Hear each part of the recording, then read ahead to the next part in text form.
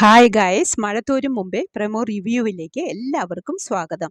അങ്ങനെ അലീന പതുക്കെ അടുക്കളയിൽ കയറി വന്നു. പൗലോസ് ഏട്ടൻ ഒരു കൊട്ടയിൽ കുറച്ച് പച്ചക്കറികൾ മാറ്റി വെച്ചിരിക്കുന്നത് കണ്ട് ഇതെന്താ മാറ്റി വെച്ചിരിക്കുന്നത് എന്ന് ചോദിക്കുന്നു അലീന.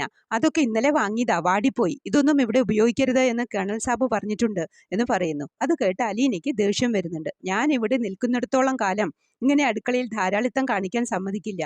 ആവശ്യമുള്ളത് വാങ്ങി വെച്ചാൽ പോരെ. പൗലോസേട്ടൻ ചില കാര്യങ്ങൾ ഇനി പഠിച്ചേ പറ്റൂ എന്ന് പറയുന്നുണ്ട് അലീന. അത് കേൾക്കുമ്പോൾ, കുഞ്ഞേ, നീ എന്നെ പഠിപ്പിക്കാൻ വരണ്ട, ഞാൻ ഇത് ചെയ്യാൻ തുടങ്ങിയിട്ട് കാലം കുറേയായി എന്ന് പറയുന്നുണ്ട് പൗലോസും. ഒച്ചയും ബഹളവും കേട്ട് വല്യപ്പച്ചൻ അടുക്കളയിൽ വന്ന് എന്താ അവിടെ പ്രശ്നം എന്ന് ചോദിക്കുമ്പോൾ അലീന കാര്യങ്ങൾ വിശദീകരിച്ചു കൊടുക്കുന്നുണ്ട്. അനാഥാലയത്തിൽ എത്രയോ കുട്ടികൾ ഭക്ഷണം കിട്ടാതെ കിടക്കുന്നുണ്ട്.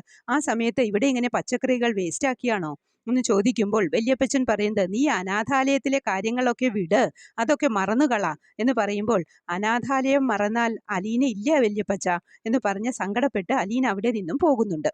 പിന്നീട് റോബി ഫോണിൽ വിളിച്ച് വല്യപ്പച്ചൻ എവിടെയാ, പോയിട്ട് കുറേ ദിവസങ്ങളായല്ലോ എന്ന് അന്വേഷിക്കുമ്പോൾ വല്യപ്പച്ചൻ ഇവിടുത്തെ കാര്യങ്ങൾ മുഴുവൻ പറഞ്ഞു കേൾപ്പിക്കുന്നുണ്ട്.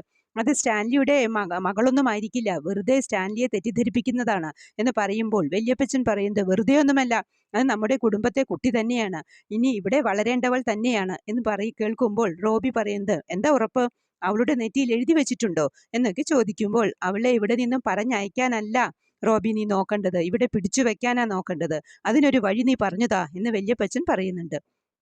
റോബി അപ്പച്ചന് ഇത് എന്തു പറ്റി എന്ന് ആലോചിച്ചു നിൽക്കുന്നുണ്ട്. ഇനി ഓരോരുത്തരായി അറിയാനും പ്രശ്നങ്ങൾ ഉണ്ടാവാനും തുടങ്ങും. കാത്തിരുന്നു തന്നെ കാണാം. ഇതൊക്കെയാണ് പ്രമോവായി കാണിച്ചത്. പ്രമോ ഇഷ്ടമായെങ്കിൽ ലൈക്ക് ചെയ്യാനും ഷെയർ ചെയ്യാനും സപ്പോർട്ട് ചെയ്യാനും സബ്സ്ക്രൈബ് ചെയ്യാനും മറക്കരുത്.